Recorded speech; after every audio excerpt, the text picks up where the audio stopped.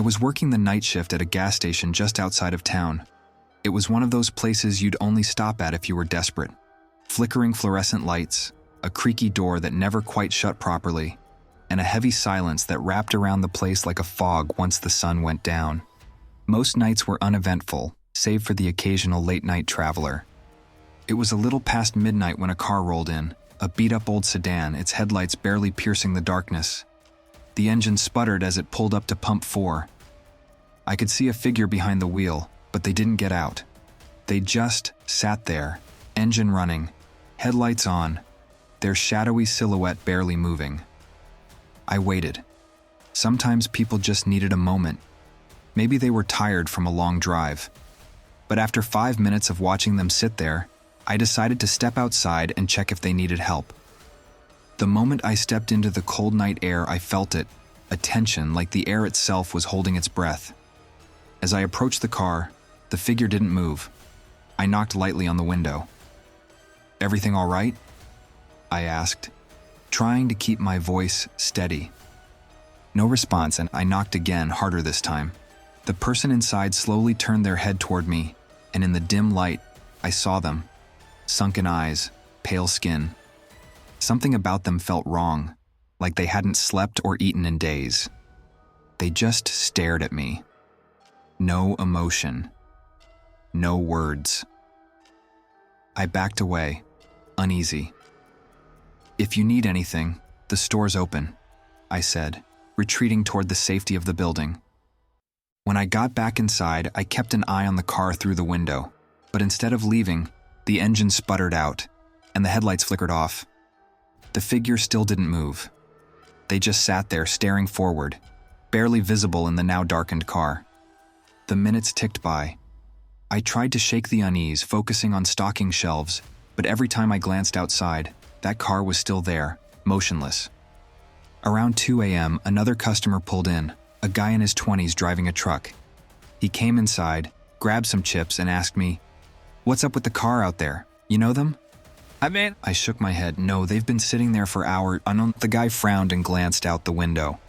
"That's weird, man. Looks like no one's in there anymore." My heart skipped a beat. I turned to look. Sure enough, the car was empty. I bolted for the door, stepping outside, the guy from the truck following me. The driver's side door of the sedan was wide open, but no one was inside.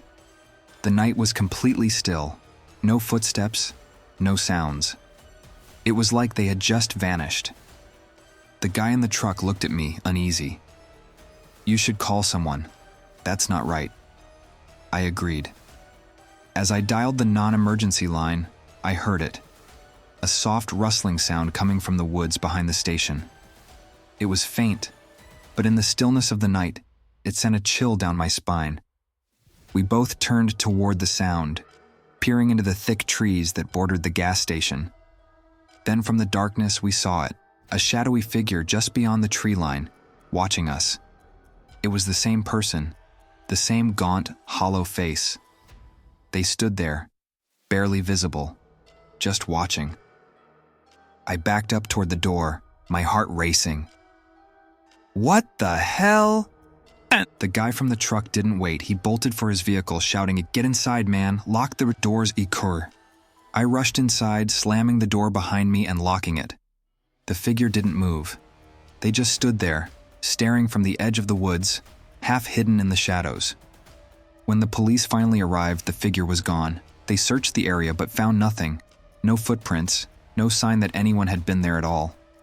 The car was towed, abandoned, with no trace of the driver. To this day, I can't explain what happened. But I stopped working the night shift soon after that. I was on a long road trip, driving through the middle of nowhere. It was the dead of night and I needed gas. I found a 24-hour station in the middle of nowhere. The place looked deserted, a single dim light flickering over the pumps. I was exhausted and just wanted to fill up and get back on the road. I parked, got out, and started pumping gas. The cold night air was unsettling. There was no sound, no cars, no wind, nothing but the hum of the gas pump. That's when I noticed it. A figure sitting in the passenger seat of my car. I froze. I hadn't picked up any hitchhikers, and I was sure I had locked my doors. My heart pounded as I slowly turned toward the car. I could barely make out a shape through the window, but there was definitely someone sitting there. I hesitated, then slowly reached for the door handle.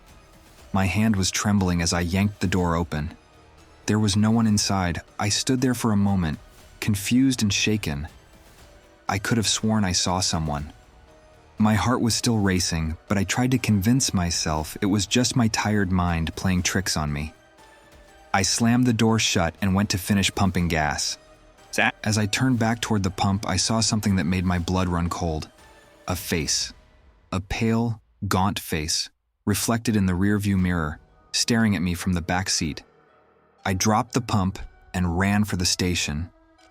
The door was locked, but I banged on the glass until the clerk, a sleepy-looking guy in his 40s, let me in. "What's wrong?" he asked, eyeing me like I was crazy. "There's someone in my car," I gasped. He glanced outside, clearly not convinced. "You sure about that?" I nodded, struggling to catch my breath. The clerk sighed, grabbed a flashlight, and stepped outside with me. We slowly approached the car. The doors were still locked. He shone the light inside. Empty. I felt a wave of relief, but also confusion. Was I losing it? The clerk turned to me. "There's no one here, man." I thanked him, still shaken, and walked back to the car. But as I reached for the door, I saw it again, just for a split second. That face, staring at me from the back seat. I never drove so fast in my life after that. I had been working the graveyard shift at the gas station for a few months. The pay wasn't great, but it was quiet, and I didn't mind the late hours.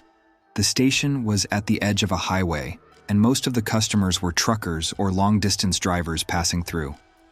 One night around 2 a.m., I was stocking the shelves when I noticed a man standing by pump 3. He wasn't getting gas, just standing there, staring at the store.